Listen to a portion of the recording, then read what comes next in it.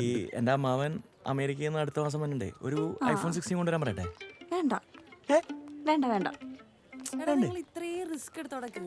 ഞാനേ രാത്രി വിളിക്കാം. ഓ വേണ്ടേ നീ പറയുന്ന പോലെ ഷടപടയിൽ നടക്കുന്ന കാര്യമല്ല. അവന്മാരെല്ലാരും കൂടി അടപടലങ്ങ് പോരും. പിന്നെ ഞാൻ അവളെ കൊണ്ട് ഇവിടെ പോകും. അവൾ അവിടെ ഇത്രയും ആൾക്കാരോട് ഒറ്റക്ക് ഫൈറ്റ് ചെയ്തോണ്ടിരിക്കുക. അതാ ഞാൻ ഈ പറയണേ. അളിയാ നീ എവിടെയായിരുന്നു? അളിയ ഇന്ന് വൈകുന്നേരം കളിയുണ്ട്. ഷാനെ ആ ഏതാണോ കൊച്ചു?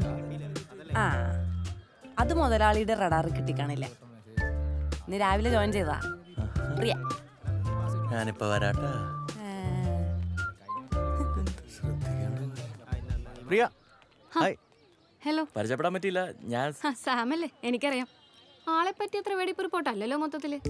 യോ അവിടെ സ്ഥിരം നമ്പർ തന്നെ. അമേരിക്കയിൽ അമ്മാവൻ. ആ സതീഷ് വല്ലതും പറഞ്ഞായിരുന്നു. ആ പക്ഷെ ഞാനത് വിശ്വസിച്ചിട്ടില്ല. ആ അപ്പോൾ പ്രിയയാണല്ലേ സതീഷിനൂടെ US ഓൺ സൈറ്റിൽ പോകണല്ലേ? Chicago. You done for the day? ഒറ്റയ്ക്കാണ്? ഞാൻ വേണമെങ്കിൽ കൊണ്ടുപോകട്ടോ. ഇല്ല സതീഷ്. ആ ഈ കോഴിയാ കുറച്ച് വിന്റർ ക്ലോത്ത്സ് എടുക്കാൻ വേണ്ടി കൂടെ വരുമോ ചോദിച്ചിരുന്നു. പ്രിയ ആ പോവാ. ഓക്കെ.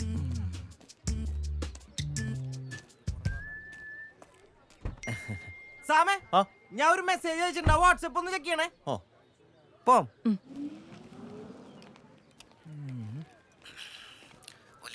വീട്ടിൽ പോട സാമേ.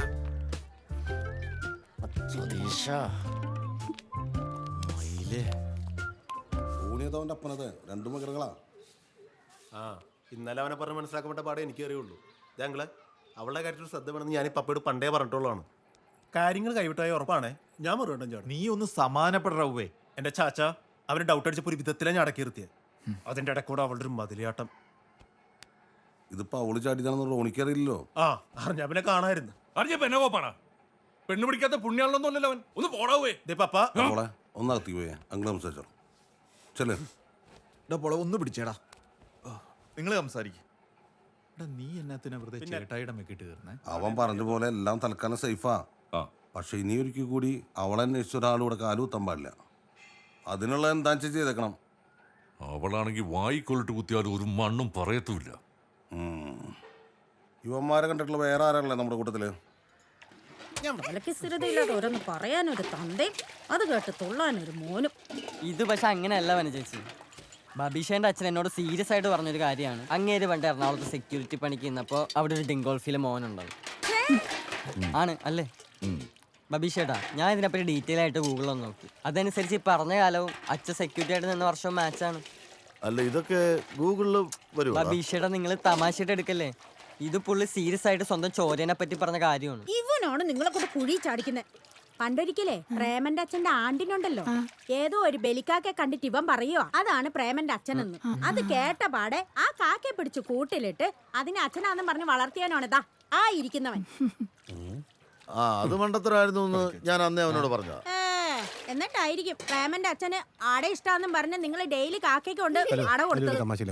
അല്ല മോനെ, എന്നിട്ട് കാക്കയിലൂടെ തിന്നോ? എണീറ്റ് പോതല്ലേ. ചേച്ചിക്ക് അങ്ങനെ പലതും പറയാം. അവസാനത്തെ ആഗ്രഹം സാധിച്ചു കൊടുക്കാണ്ട് അച്ഛൻ എങ്ങനെ ഡെഡായി പോയാൽ പിന്നെ ബബീഷേട്ടാ സമാധാനം എന്ന് പറഞ്ഞ സാധനം കിട്ടത്തില്ല. അതെ, എറണാകുളം വരുമെന്ന് പോകേണ്ട കേസല്ലേ ഉള്ളൂ. ആ ബബീതയുടെ അടുത്ത് ആരെങ്കിലും ചാല കാണിക്കാന്ന് പറഞ്ഞാൽ പോരെ. ഇടാ അതിന് ഈ ചടങ്ങിന്റെ ഇടയിൽ നിന്ന് പോകാൻ ജോസേട്ട സമ്മതിക്കുവോ? ദൈവമാരുടെ കാര്യം മുമ്പേ പറഞ്ഞത്. ആ ഇത് നമ്മുടെ ബീഷല്ലേ? നീ ഇപ്പൊ എവിടെ താമസിക്കണേ? ഈ റോഡ് ചെന്നിറങ്ങുമ്പോ ഒരു ജംഗ്ഷനില്ലേ അവിടെ. ജോസേ ആ ശരി. എടാ ബബീഷേ, ആ കുറച്ച് കഴിയുമ്പോൾ ഇവനെ എറണാകുളത്തേക്ക് വിടണം. നമ്മുടെ പിള്ളേർ വരുന്നുണ്ട്. എന്നതിനാ ജോസേട്ടാ? എടാ ഇന്നലെ കല്യാണ നിശ്ചയത്തിന് ഒന്ന് അലമ്പുണ്ടാക്കിയില്ലേ? ആ അവന്മാരൊന്ന് സ്കെച്ച് ചെയ്യണം. ഞാൻ പോല ഇവനെ അത് വേണോ? എടാ ഇവനല്ലെങ്കിൽ പിന്നെ കണ്ടിരിക്കുന്ന എന്റെ ഭാര്യ. ജോസേട്ടാ പ്രേമേട്ടൻ ഒറ്റയ്ക്ക് വിടണ്ട, ഞങ്ങൾ 3 പേരും കൂടെ പോയി പൊക്കിക്കോളാം. എടാ ബബീഷേ നടക്കുവോ? അത് പിന്നെ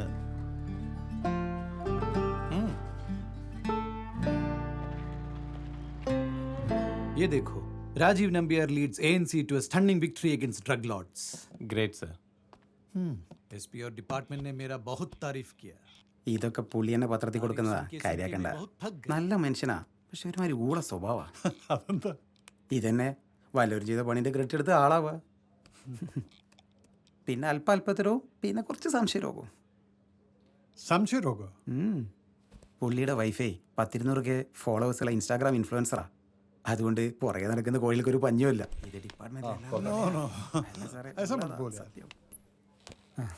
ഇത് എന്താ രാജാ പരദൂഷണോ? ഇല്ല സാർ. അവിടെ തലവെച്ച് കൊടുത്തു അല്ലേ? നൈസായിട്ട് ഊരി അതുകൊണ്ട് സാർ ബാക്കി പറയാം. പറയാം. പിക്ചറൈസസ് ഓക്കെ. വോൾഫ് തന്ന ഇൻഫർമേഷൻ വെച്ച് ഒരൊറ്റ രാത്രിയിൽ ഈ മുംബൈയിൽ നമ്മൾ നടത്തിയ 3 ഓപ്പറേഷൻസ്, വിക്ടറും 4-5 ആൾക്കാരും ഒഴികെ ബാക്കി സബ് കോ ഠോക് ദിയ. പക്ഷെ നമുക്ക് ഇൻഫർമേഷൻ തന്ന ഈ വോൾഫ് തന്നെ ഈ പുകമറയുടെ ഇടയിലൂടെ വിക്ടറിന്റെ കോടിക്കണക്കിന് രൂപയും കൊണ്ടുപോയി. പുള്ളിയുടെ പ്ലാനൊക്കെ പെർഫെക്റ്റ് ആയിരുന്നു. കഴിഞ്ഞ 6 മാസത്തിനുള്ളിൽ ഇഡിയുടെ റഡാറിലുള്ള എല്ലാ ഹവാല ഇടപാടുകളിലും ഒരു ടെക്കിയുടെ പ്രസൻസ് ഉണ്ടായിരുന്നു. Sanjeev is one of them. അയാളുടെ IT ജോബെല്ലാം ഒരു കവറപ്പാണ്. രാജ്യം വിട്ട് കഴിഞ്ഞാൽ പിന്നെ എവിടെ വെച്ചാണെങ്കിലും ഇയാൾക്ക് ആ പൈസ ക്യാഷ് ചെയ്യാം. പക്ക ഫുൾ പ്രൂഫ് പ്ലാൻ ആയിരുന്നു. പക്ഷേ ആരും പ്രതീക്ഷിക്കാത്തൊരു ട്വിസ്റ്റ്.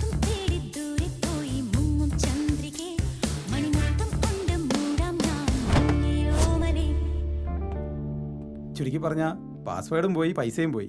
വിക്ടർ ആണെ കൊല്ലാനും നടക്കുന്നു, ലാപ്ടോപ്പ് ആണെ തുറക്കുന്നുമില്ല. ഇയാളിപ്പോൾ എവിടെ ഉണ്ടെന്നുള്ള വല്ല നോ.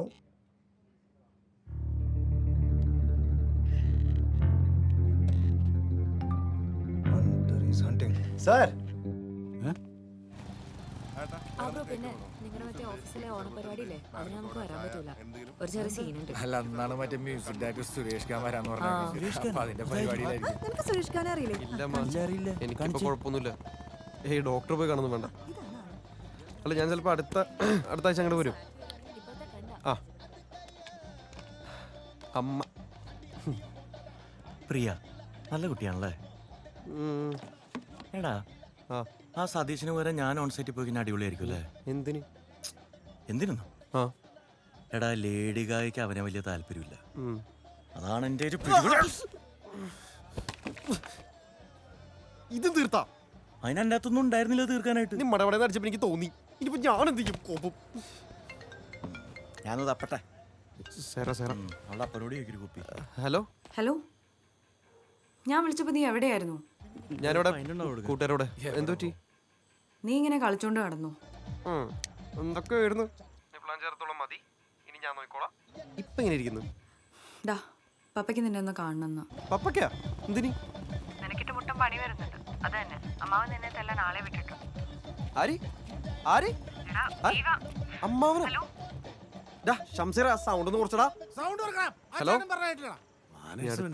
മനുഷ്യന്റെ സ്പൈനൽ കോഡ് വരെ അടിച്ചു പോയി. എന്ത് വിടലാണ് ബബീഷേട്ടാ വിട്ടത്?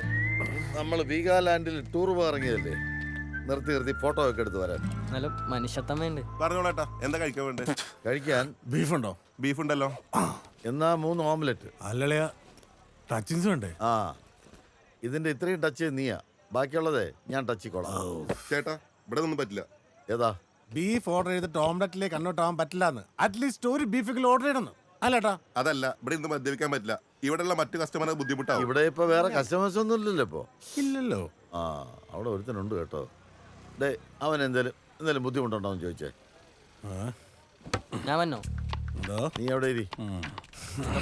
അവിടെ കുറച്ച് ടീം വന്നിട്ട് വന്നാലും നിന്റെ മവൻ എന്നെ തല്ല വരാൻ പറഞ്ഞി. പോലീസും കൊടുത്തേക്കുള്ളല്ലോ ഇവിടെ. നമുക്ക് വരുന്നോർത്ത് വെച്ച് കാണാം. ഏട്ടാ, എന്തേലും ബുദ്ധിമുട്ടുണ്ടോ? എന്തേലും ബുദ്ധിമുട്ടുണ്ടോ എന്ന് ചോദിക്കാൻ പറഞ്ഞു. പബ്ലിക്കലി മദ്യപിക്കുന്ന ഇരിക്കുന്ന കുട്ടിയ. ഇല്ല, വലിയ ബുദ്ധിമുട്ടില്ല.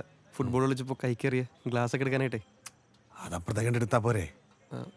അപ്പൊ പ്രശ്നം തീർന്നില്ലേ? ആ, വേറെ ബുദ്ധിമുട്ടില്ലല്ലോ. ഒരു ബുദ്ധിമുട്ടില്ല.